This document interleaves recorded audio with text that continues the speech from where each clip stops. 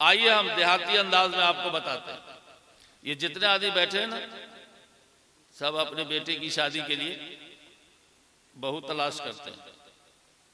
अब बहू को देखने के लिए कुछ लोग मर्द लोग भी जाते हैं और धमधुसरी सब भी जाती है। औरत जितनी औरत की दुश्मन है, मर्द औरत का उतना दुश्मन नहीं। और उसका अंदाजा वहां होगा जहां कोई औरत सीट पर बैठी रहेगी बस के, और कोई दूसरी बच्चा वाली अगर औरत चली जाएगी बच्चा को लेकर के, कितना ना उसका बच्चा रोए। अब वो औरत क्यों ना छटपट करे, मर्द उठ करके सीट खाली कर देगा, लेकिन वो मौगी नहीं हट सकती। वो मौगी सीट नहीं दे सकती, बिल्कुल नहीं देगी, मर्द दे देगा। ईद हम दूसरी सब जो लड़की देखने जाती है तो कहती लड़की तो बहुत अच्छी है, नाक बहुत मोटी है। अपनी नाक नहीं देखती कि उसमें छुछुंदर घुस जाएगा। ये जितना ऐब लगाती है या मर्दों को बताती है, मर्द तो अपनी जुबान बंद रखता है कि अल्लाह की बनाई हुई है, रिश्ता करना ना करना और बात है। ठीक है, हम रिश्ता नहीं कर सकेंगे अलग बात, मगर ऐब लगाना, ऐब उस बेटी पर नहीं लगती है, ऐब उसके बाप पर नहीं लगता है, ऐब उसकी मां पर नहीं लगता। ऐब किस पर लगता है? अल्लाह पर ऐब लगाता है कि अल्लाह तूने जो इंसान को पैदा किया है वो इंसान ऐबदार है। कुरान कहता है लक़द खलक़नल इंसान फी अहसन तक़वीम, हमने खूबसूरत कैलेंडर बनाया है। ये मुटकी धम दूसरी सब जाके कहती है कि नाक मोटा, अपना नाक देखबे ना कर, अपना ठोर देखबे नहीं करता है कि मालूम होता है कि रमजान का मिर्चैया छनाना हुआ मुंह पर। रमजान में जो मिर्चैया छनाता है इतना मोटा मोटा, अपना ठोर वैसा रहेगा, दूसरी की लड़की को कहेगा ठोर मोटा। और फिर जो मर्द हजरात जाते हैं तो लड़की का इंटरव्यू लेते हैं। क्या पूछते हैं? वो आयतुल कुर्सी याद है, सूरह यासीन याद है, दुआए कुनूत याद है, सब तरह का खाना बनाना जानती हैं, हिंदी इंग्लिश अंग्रेजी सब में जरा पूरे खानदान का नाम लिख के लाइए। तो ये सब लड़कियों की शादी के सवालात है। एक सवालात तो दारुल के हैं, जो भर रमजान अभी लड़का सब हल करेगा, शव्वाल में जाके इम्तिहान देगा। और एक सवाल लड़कियों की शादी के हैं जिसका कुछ हिस्सा ये भी है।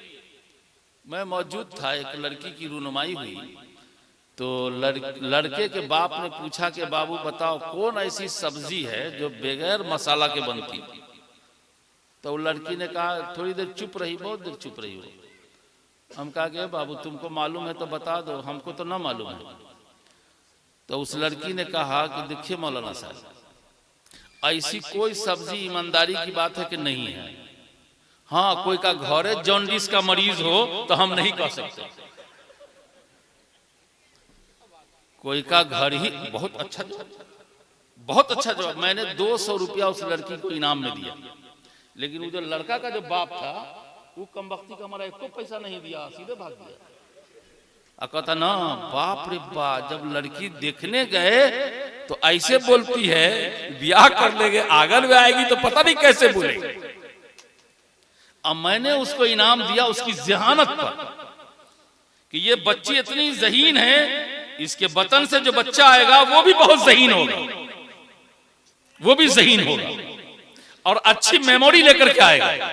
उस पर मैंने इनाम दिया। लड़के के बाप ने कहा, कैसी बात करती हो तुम, साग नहीं है? कहा मोहतरम आपको मालूम नहीं है, आप अपनी अहलिया से पूछ लीजिएगा कि साग में क्या पड़ता है। अच्छा जवाब दिया। मैं कहता हूं लड़की वालों से कि तुम्हारी बेटी से ये लड़के वाले 10 सवाल करते हैं, तुम जब अपने दामाद को देखने जाओ तो सिर्फ एक सवाल करो, बाबू जनाजा की दुआ सुना दो, जनाजा की दुआ सुना दो। मैं यकीन के साथ कहता हूं 96 मुसलमान को जनाजे की दुआ याद नहीं है, सिर्फ 100 में 4 मुसलमान को जनाजे की दुआ याद है, सिर्फ 4 को। और उस बेटे की आमद के लिए बिहार में 36 घंटे तक लाश रुकी रहती है। जो बेटा आता है बाप का मुंह देख लेता है, माँ का देख लेता है, जनाजे के साथ चला जाता है, अब पीछे टक टक दीदम दम न कसीदम मूर्ति बन के खड़ा रहता है। आखिरी तोहफा भी मरे हुए बाप को और मरी हुई माँ को बेटा नहीं दे पाता है। ए लोगों, जब इतना मदरसा है हमारे बिहार में, इतना मकतब है हमारे बिहार में, तो 96% मुसलमानों को जनाजे की दुआ याद नहीं है। अगर आपको यकीन ना हो तो ईमानदारी से हाथ उठाइए। मौलाना छोड़ के, हाफिजी छोड़ के, मदरसा में जो पढ़ा है उसको छोड़ के जो मुसलमान है वो हाथ उठावे, कितने को जनाजा की दुआ याद है? अब तो जनाजा में शरीक होने के लिए माइक से ऐलान होता है, फलाना बाबू साहब का इंतकाल हो गया है।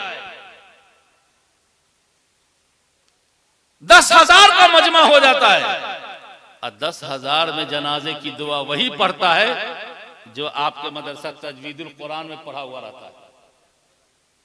जो मदरसा तजवीदुल कुरान में पढ़ा हुआ होता है वही जनाजे की दुआ पढ़ता है, वरना जितना है सब सिलोरी की तरह मुंह बांध के बैठा रहता है और कहता है हम जनाजा पढ़ने गए थे।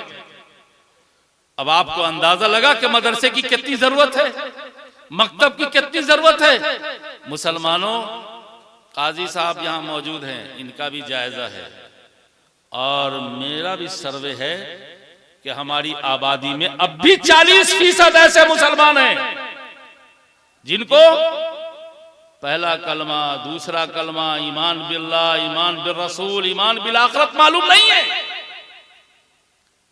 हमारे यहाँ एक चीक है, सुना माइक वाले हो? चिकवा जानो, जो बकरा ज़बा करता। तो एक हाफिज साहब ने पूछा कि दादा आप तो बहुत दिन से बकरा ज़बा करते हैं तो क्या पढ़ते हैं?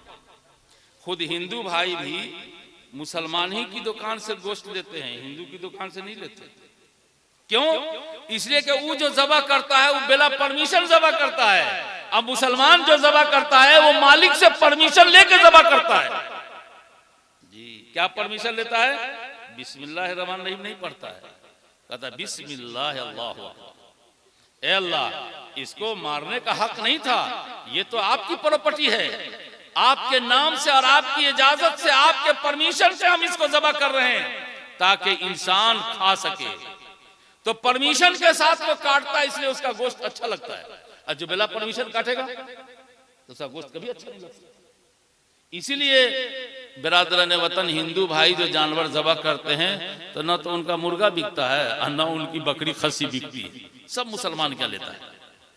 रात हम आ रहे थे तो देखा कि मदरसा इमदादिया अशरफिया राजोपट्टी का पढ़ा हुआ एक लड़का बकरा बना रहा। अब भीड़ लगी हुई है हमारे हिंदू भाई, भोर सब ले रहे हैं।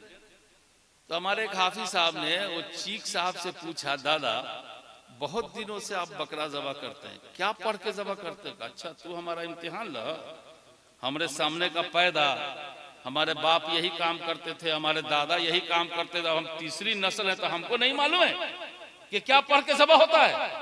तो वही दादा हम जानना चाहते क्या पढ़ते, हमको भी सुना दीजिए।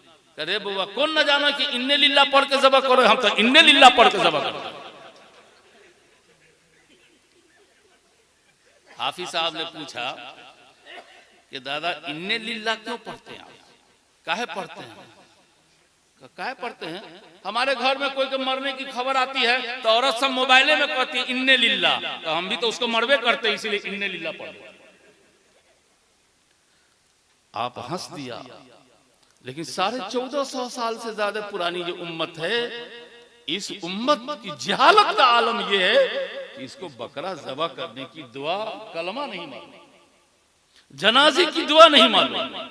हमसे अच्छे बरेली लोग हैं, बरेली लोग इस मामले में। उस बेचारे को अपनी कंपनी का हाल मालूम, हम लोगों को तो अपनी कंपनी का हाल मालूम नहीं है। तो वो लड़का से निकाह के वक्त कम से कम कलमा पढ़ा लेता है, इसलिए कि उसको अपनी कंपनी का हाल मालूम। अपने लोग तो लिपा पोती किए हुए हैं। एक लड़का का निकाह पढ़ा रहे तो मौलाना साहब का कहो बाबू मैंने कबूल किया, तो कहता कहो बाबू मैंने कबूल किया।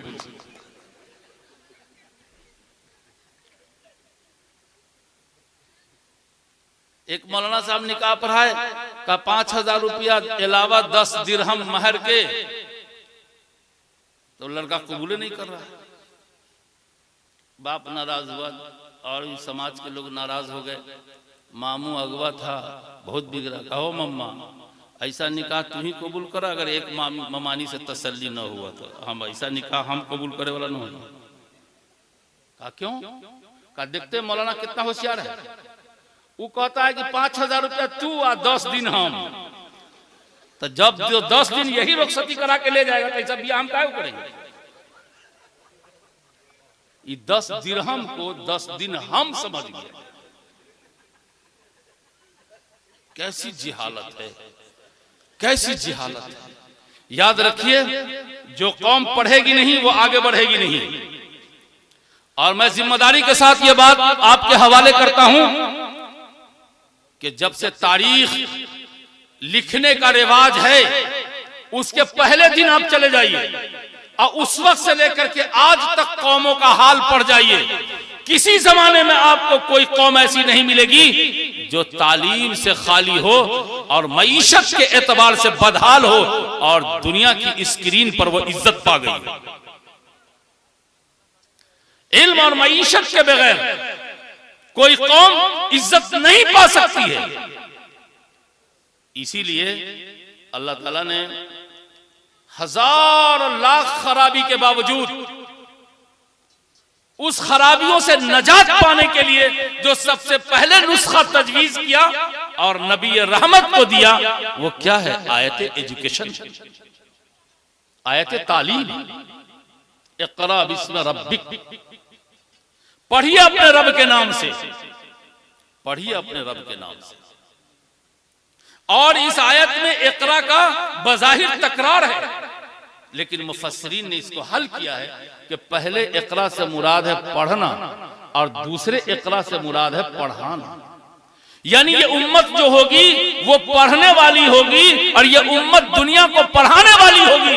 ये उम्मत अंगूठा छाप नहीं होगी, ये जाहिल नहीं है।